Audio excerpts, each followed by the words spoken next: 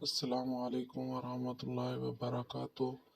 بے دین کو دیندار بنانے کا ایک عجیب فاروقیہ نسخہ ابن کثیر نے ابن ابی حاتم کے سند سے نقل کیا ہے کہ اہل شام میں سے ایک بڑا باراب قومی آدمی تھا اور فاروق اعظم رضی اللہ تعالیٰ عنہ کے پاس آیا کرتا تھا۔ کچھ عرصہ تک وہ نہ آیا تو فاروق اعظم نے لوگوں سے اس کا حال پوچھا۔ لوگوں نے کہا کہ ام المومنین کا حال نہ پوچھئے،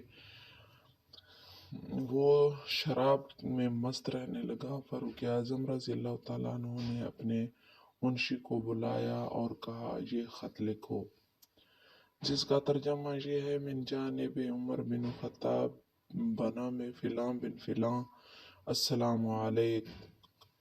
اس کے بعد میں تمہارے لیے اس اللہ کی حمد پیش کرتا ہوں جس کے سوا کوئی معبود نہیں، گناہوں کو معاف کرنے والا، توبہ کو قبول کرنے والا، سخت عذاب والا، بڑی قدرت والا ہے۔ اس کے سوا کوئی معبود نہیں، اس کی طرف لوٹ کر جانا ہے۔ پھر حاضرین مجلس سے کہا کہ سب مل کر اس کے لیے دعا کرو کہ اللہ تعالیٰ اس کے قلب کو پھیر دے اور اس کی توبہ کو قبول فرمائے۔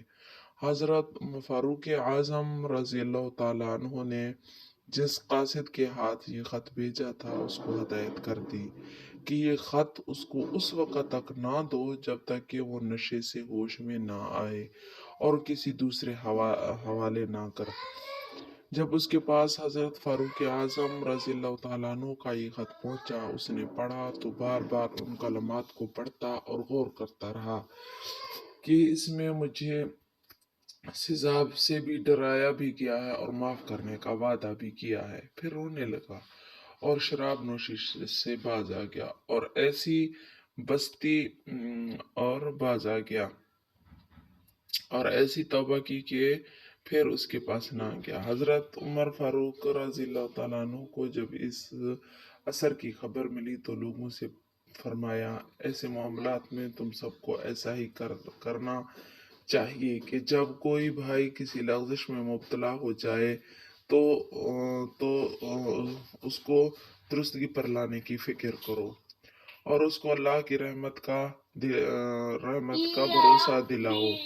اللہ سے اس کے لیے دعا کرو کہ وہ توبہ کر لے اور تم اس کے مقابلے پر شیطان کی مددگار نہ بنو، یعنی اس کو برا بھلا نہ کہو یا غصہ دلا کر دین سے دور کر دو گے تو یہ شیطان کی مدد ہوگی۔ امید ہے کہ ہماری آج کی ویڈیو آپ لوگوں کو ضرور پسند آئی ہوگی۔ اگر پسند آئی ہے تو لائک کریں، شیئر کریں، سبسکرائب کریں تاکہ ہمارے ہر آنے والی نئی ویڈیو، نئے واقعات آپ کو بروقت مل سکیں۔ تب تک کے لیے اللہ حافظ۔